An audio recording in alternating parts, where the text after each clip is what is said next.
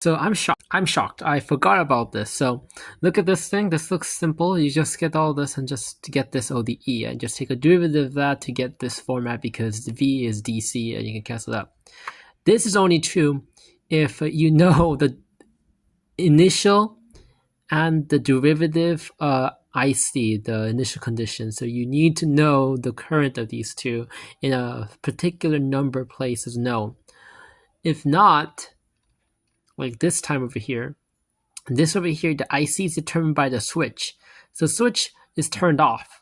Therefore, you're given these two information. What can I do? This ODE no longer works. We need another ODE. And the ODE I needed was this form over here. What is this form? It's treating the capacitor as a battery because this battery no longer works. So why this battery doesn't work is because you flip it and there's no connected current. But this thing is a capacitor, which means it stores energy and it can do a pulse-like system. And you'll see that this pulse-like system works. This also has a specific type of pulse, but that's less important right now. That's a magnetic pulse.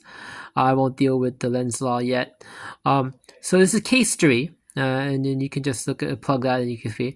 I did it more in variable form because it was actually a painful equation to actually plug in because it's like a 999 or something. The omega d is like insane. Anyway, this is the output.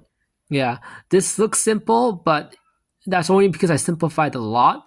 If I did it on a test, this would be like a huge because I wouldn't know how to simplify in a short amount of time.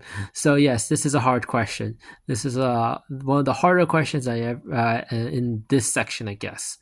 Is it the hardest? No, definitely not. There's a lot of electricity questions that are harder and more like challenging. I have done multiple of them. This is like one of the simpler ones.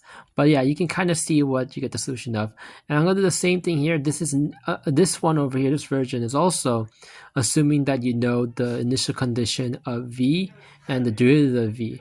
So yeah, I'm probably going to have to do another version where something like this. Maybe we can do a turn-on version or something. I'll decide later. But yeah, you needed another ODE basically. Yeah. So what did I do for this one? Should I make a specific one for case 2, case 3, case 1? No. The reason I'm not doing it is because this over here is unlikely. For you to know the current in 2 places or the derivative of that means that you're doing numerically. You just have the information on your computer and you're just getting the data set and getting the derivative. At that point, you already have the solution, is what I'm trying to say. No prediction needed.